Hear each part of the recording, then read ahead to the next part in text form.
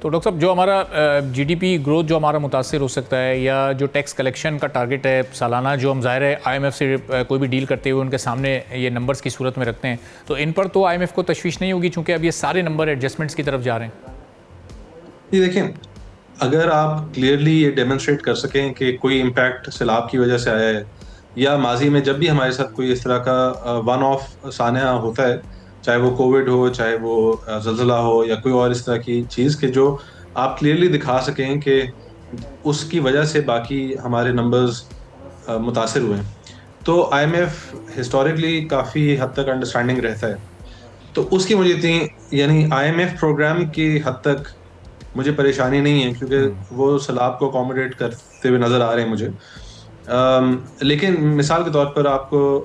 Tax non filers کے پیچھے جانا تھا، کریکشنز کرنی تھیں، یا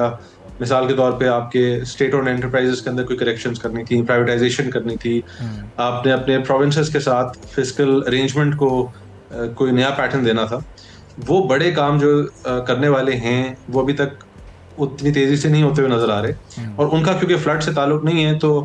میرے خیال میں آئی ایم ایف بھی اس کو اس حد تک ہی دیکھے گا. سبسکرائب کریں اور بیل دبائیں تاکہ کوئی خبر رہ نہ جائے.